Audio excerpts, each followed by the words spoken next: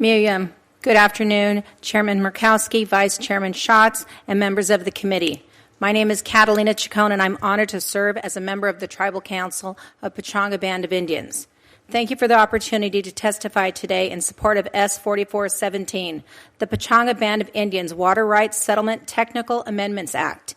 Before I discuss this bill, I'd like to take a moment to explain why this legislation is so important to my tribe. For the Pechanga people, water is not simply a natural resource. Water is part of our identity. Our ancestors have lived in what is now the Temecula Valley since time immemorial. More than 150 years ago, after our people were forcibly removed from our ancestral village, they rebuilt their community around a small spring in the hills. That spring, known as Pechanga, gave our tribe life during one of the darkest chapters in our history. It also gave our tribe its name. Pechanga means at the place where water drips. Today, that same connection to water continues to define who we are. We have a responsibility to protect it, not only for ourselves, but for our children, our grandchildren, and generations of Pechanga people who will come long after we are gone. That responsibility is what brings me here today. I also want to thank Senator Padilla for introducing the legislation and Senator Schiff for joining on as an original co-sponsor. We deeply appreciate their leadership and continued commitment to honoring the promises Congress made when it approved the Pechanga Water Settlement.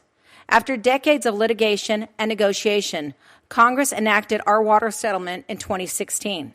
It was a product of years of collaboration between Pechanga, neighboring water districts, and the United States.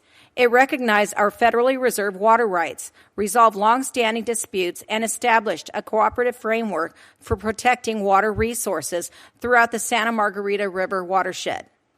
Nearly 10 years later, that settlement is working. But as often happens with legislation implementing complex Indian water settlements, practical experience has revealed two narrow technical issues that should be corrected so the settlement can function exactly as Congress intended it to. These amendments are not controversial. They have been developed collaboratively with Rancho California Water District, Eastern Municipal Water District, and the Metropolitan Water District of Southern California. All of these settlement partners support S-4417. The First Amendment updates the definition of the reservation to ensure that Pechanga can use its existing tribal water right on contiguous trust lands within the Santa Margarita River watershed that have been or may later be taken into trust. This amendment does not increase our water right. It simply ensures that the water right Congress already recognized can be used on the reservation as it exists today. The Second Amendment updates the authorized uses of the Pechanga Water Quality Account. When the settlement was negotiated, the primary concern was salinity. Today, communities across the country face new water quality challenges, including contaminants such as PFAS.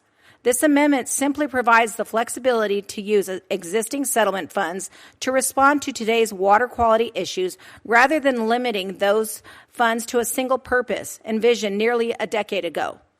Again, this amendment requires no new federal funding. It simply allows existing funds to be used more effectively to protect water resources.